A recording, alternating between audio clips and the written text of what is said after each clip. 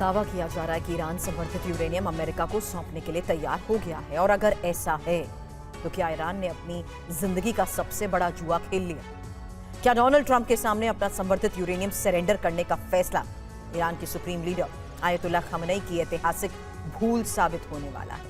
आज पूरी दुनिया में चर्चा है कि क्या अमेरिका ईरान के साथ भी वही खेल खेलने जा रहा है जो उसने 2003 में लीबिया के मुअम्मर गद्दाफी के साथ खेला था, यानी पहले हथियार लो फिर देश को तबाह कर।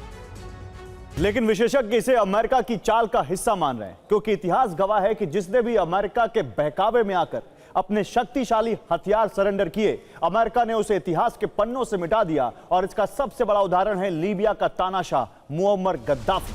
साल 2003 लीबिया के राष्ट्रपति मुअम्मर गद्दाफी ने अमेरिका पर भरोसा किया, अपना न्यूक्लियर और मिसाइल प्रोग्राम वॉशिंगटन के हवाले कर दिया।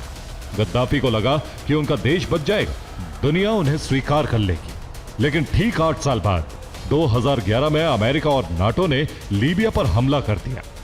गद्दाफी का तख्ता पलट हुआ। जिस गद्दाफी ने अपने हथियार सौंपे थे, उन्हें उनकी ही जनता ने सड़क पर घसीटकर गोली मार दी। गद्दाफी के करीबी आज भी रोते हुए कहते हैं कि न्यूक्लियर प्रोग्राम बंद करना गद्दाफी की जिंदगी की सबसे आत्मघाती भूल थी। और ये डर बेवजह नहीं है। इजरायल के प्रधानमंत्री बेंजामिन नेतन्याहू पिछले कुछ साल में कई बार सार्वजनिक रूप से कह चुके हैं कि डोनाल्ड ट्रंप को ईरान पर लीबिया मॉडल ही लागू करना चाहिए, यानी पहले बातचीत के जरिए ईरान को पूरी तरह निहत्था कर दो, उसका यूरेनियम जब्त कर लो, और जब ईरान बिना दांत का शेर बन जाए तो वहां सत्ता परिवर्तन यानी रिजीम चेंज का खेल शुरू करो। सवाल बड़ा यह है कि क्या खamenei ने गद्दाफी के इतिहास से कोई सबक नहीं सीखा? अमेरिका और इजराइल की इस चाल का यह पहला चरण है, यानी पहले बातचीत और समझौते के लालच में ईरान को पूरी तरह निहत्था कर दो।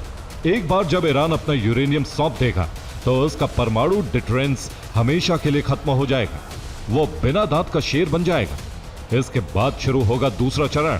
ईरान के पास भले ही हिजबुल्लाह, हूती और बैलिस्टिक मिसाइलें हो, लेकिन बिना न्यूक्लियर बैकअप के इजराइल के लिए ईरान के भीतर घुसकर रिजीम चेंज यानी तख्ता पलट करना या उनके कमांडरों को मारना बेहद आसान हो जाएगा।